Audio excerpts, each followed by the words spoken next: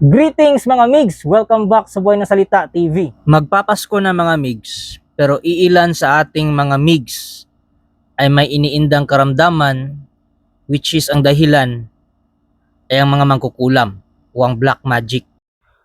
May mga karamdaman naman na gumagaling dahil sa medisina. Pero minsan meron talagang pabalik-balik dahil nandun pa rin yung koneksyon ng sumpa at nung may sakit. Sa videong ito, ituturo ko yung mga basic na paraan na hindi na kailangan ng orasyon para labanan ang black magic. Dahil sa panahon ngayon mga migs, mas mahal pa ang albularyo kaysa magpa-check up ka sa doktor. Yung iba naman, hindi talaga nakakagamot. Pasasapian ka lang ng mga espiritong ligaw. Gaya ng comment nitong si Synchronicity. Nag-mention siya ng isang albularyo na 10k daw ang bayad sa kanya. Pasasampaan ka o tatawagin ko no yung espiritu ng mangkukulam. So tinakpan ko na lang yung pangalan ng albularyo para wala ng issue. Wala din namang assurance na kaluluwa talaga namang kukulam yung sumapi. At ganito yan mga migs.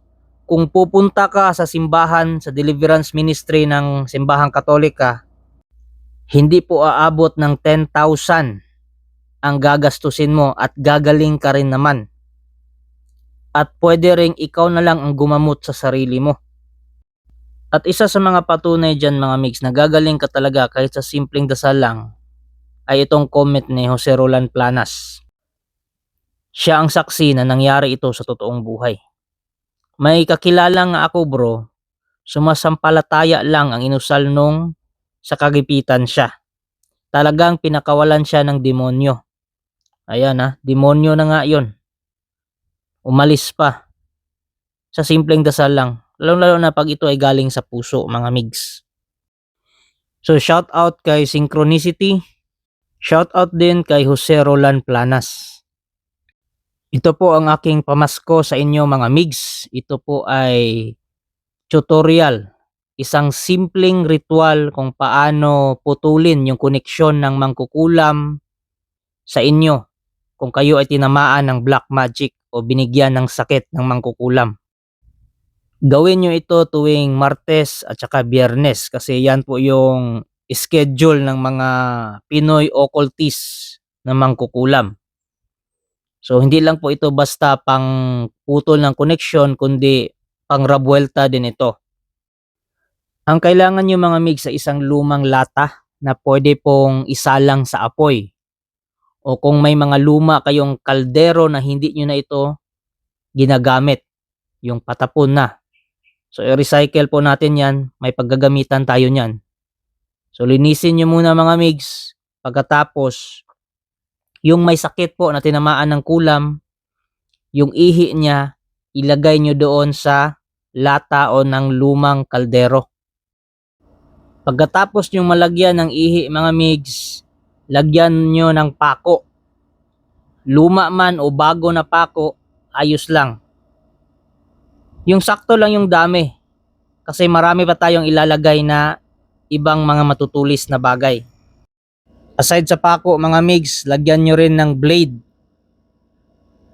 Kahit bago man o luma, ilagay nyo mga migs. Pwede rin nasalihan nyo ng karayom o kutsilyo na luma na. Basta sakto lang doon sa lata o kaldero na gagamitan nyo. Lagyan nyo rin mga migs ng bubog, karayom o anumang mga matutulis na bagay. Mga alambre, barbed wire, kahit anong mga matutulis na bagay mga migs. Kasi yon ang magpapasakit sa mangkukulam. Paghaluin lang yun mga migs sa loob ng isang lumang lata o lumang kaldero. Pagkatapos, isalang nyo sa apoy, pakuluin nyo. Hayaan nyo mga migs na matuyo ito o maubos yung ihi. Kasi habang pinapakaluan nyo ito, yung mangkukulam naman ay nararamdaman niya yung sakit, hapde, tulis ng mga bagay na inalagay nyo doon. So mapipilitan siyang putulin ang koneksyon. Dahil kung hindi, magkakasakit siya. o mapupuno ng pasakit ang kanyang buhay, mga migs. Hindi nyo na kailangang gumastos, mga migs. Hindi na kailangan magbayad ng mahal sa mga albularyo. Tulad ng taong ito na nag-comment sa akin. Shout out kay Sir Marlo Salaom. Ito yung comment niya. Totoo yan, amigo. Nagpagamot ako online dyan sa FB. Medyo malaking halaga din yung binayad ko. After 3 days, balik uli. Hindi ako makatulog, tuliro. Yung isipan ko, ginawa ko na lang, nagdasal na lang ako ng Our Father at Hail Mary. Unti-unting gumaling ako, kaya hirap magtiwala dyan sa online. Karamihan, nagmamagaling na manggagamot, hindi lumalabas sa social media, saka hindi nagpapabayad. Kunwari lang yan, mga migs, na nagpapabayad. Yung iba talaga, naghahangad yan ng donasyon. O kaya bigyan ka lang ng sample na ayun, healing water ko no. Pagkatapos gusto mo bang tanggalin ko yung kulam? So ito yung babayaran mo. So doon na nagkakaroon ng bayaran. Sa simula lang yan na libre ko no. Kaya mag-ingat kayo, mga migs. At wag kayong mag-post ng mga pangalan nyo dyan sa Facebook o dyan sa comment section. Pupost nyo yung pangalan nyo, magpapatawas. Nako, mali po yan. Makita yan ng mga masasamang loob, pwedeng gamitin yung pangalan nyo para kayo ay ikulam o bigyan ng sakit. Tapos, kukontakin kayo nung taong yon na siya na rin mismo daw ang gagamot. So, siya yung nagbigay ng sakit, siya rin mismo yung gagamot. So, extortion po yan, spiritual extortion. So, may topic tayo niyan, siguro next year na siguro. Pag-usapan natin yan, may mga experience na mga tao na ginamitan sila ng spiritual extortion. Napakasimpleng ritual lang yun, mga migs. Gawin nyo yun tuwing Martes o di kaya Biyernes ng gabi. Kasi yun naman yung schedule ng mga Pinoy occult na mangkukulam. Kasi doon sila malakas o doon yung may malakas na presensya ng kanilang mga espiritong gabay. Hindi na yun kailangang dasalan, mga migs. Hindi na yun kailangang usalan ng mga orasyon na hindi nyo naiintindihan. Mga Latin na hindi nyo naiintindihan, kalokohan yan.